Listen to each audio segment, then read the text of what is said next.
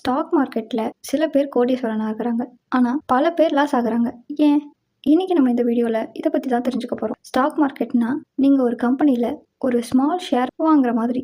அந்த company grow ஆனா உங்க மணியும் க்ரோ ஆகும். ஃபர்ஸ்ட் ஸ்டெப் என்ன அப்படின்னா, ஒரு டிமேட் அண்ட் ட்ரேடிங் அக்கௌண்ட்டை ஓப்பன் பண்ணிக்கணும். இதுல தான் நீங்க ஷேர்ஸ் பை அண்ட் செல் பண்ணுவீங்க. இதுல முக்கியமான ஒரு விஷயம், ரேண்டமா எந்த ஸ்டாக்கையும் நீங்க வாங்கக்கூடாது. அந்த கம்பெனி என்ன பண்ணுது, அந்த கம்பெனியோட ப்ராஃபிட் எவ்வளவு, அதோட ஃபியூச்சர் growth என்ன, இப்படி சில பேசிக் திங்ஸை நம்ம தெரிஞ்சுக்கணும். அடுத்து இன்னொரு முக்கியமான பாயிண்ட், ஒரு கம்பெனில மட்டும் ஃபுல் மணியை இன்வெஸ்ட் பண்ணக்கூடாது.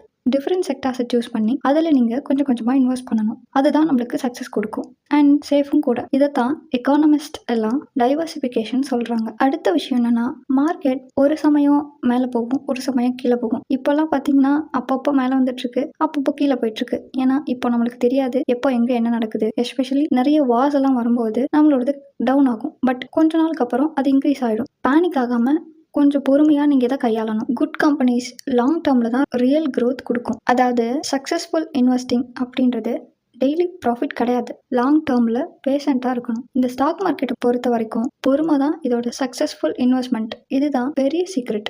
ஸோ இந்த வீடியோ உங்களுக்கு பிடிச்சிருந்தா மறக்காமல் லைக் பண்ணுங்கள், கமெண்ட் பண்ணுங்கள், ஷேர் பண்ணுங்கள். இது மாதிரியான சூப்பர் இன்ஃபர்மேட்டிவ் அப்டேட்ஸ் தெரிஞ்சுக்கிறதுக்கு மறக்காமல் பைட் இன்ஃபோ ஸ்பார்க்கை சப்ஸ்கிரைப் பண்ணுங்கள். தேங்க்யூ.